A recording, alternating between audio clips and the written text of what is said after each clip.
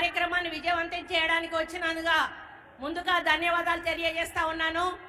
మన రాహుల్ గాంధీ గారు బీసీల మరి పక్షపాతి, బీసీలు బాగా బతకాలి, వాళ్ళు బాగా ఉండాలి అనేటువంటి ఆలోచనతోటి మేనిఫెస్టోలో బీసీ గణన చేయమని చెప్పడం మనందరికీ కూడా అదృష్టంగా భావించాలి. మరి ఈరోజు బీజేపీ పార్టీ మైనార్టీల రిజర్వేషన్ తీసేస్తాము అని మాట్లాడుతూ మైనార్టీలను అవమానపరుస్తూ మాట్లాడుతున్న సంగతి మనందరికీ కూడా తెలుసు.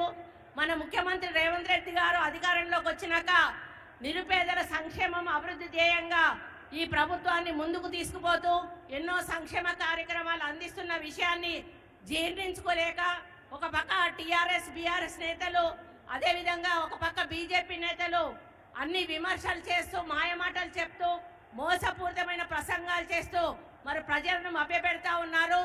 కాంగ్రెస్ పార్టీ ఏమీ చెయ్యదు అనేటువంటి మాట మాట్లాడుతూ ఉన్నారు.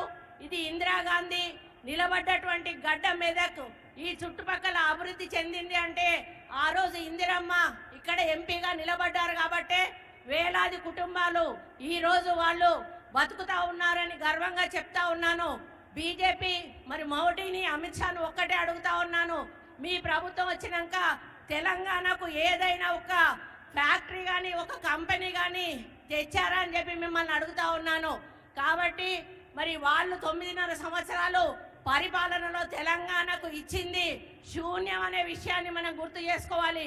కేంద్రంలో కూడా మన ఇండియా కూటమి అధికారంలోకి రాబోతా ఉంది. అక్కడ ఇక్కడ మన ప్రభుత్వం ఉంటే మనకు అభివృద్ధి బాగా జరుగుతుంది. కాబట్టి మన హైకమాండ్ నుండి సోనియా గాంధీ గారు, ప్రియాంక గాంధీ గారు, రాహుల్ గాంధీ గారు ఇక్కడ బీసీ ముద్దు బిడ్డ, ముదిరాజు బిడ్డ అయినటువంటి నీలం మధు గారికి టికెట్ ఇచ్చి నిలబెట్టడం జరిగింది. మరి నేను ఇక్కడ ఉన్న అందరికీ కూడా విజ్ఞప్తి చేస్తా ఉన్నాను, మరి నీలం మధు గెలుపు కోసం ప్రతి ఒక్కరు కూడా కంకణం కట్టుకొని వారికి లక్షకు తగ్గకుండా మెజారిటీ ఇవ్వాల్సిన అవసరం ఉందని తెలియజేస్తా ఉన్నాను. నేను ఒక్క మాట అడుగుతాను, మీరు అందరూ కూడా చేతులు ఎత్తాలి.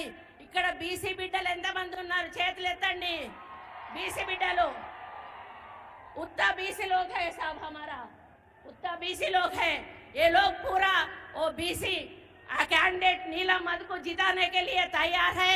आपका आशीर्वाद होना साहब, हम लोग ये सीट जिताने के लिए हमारा पूरा एफर्ट रख के आगे जा रहे।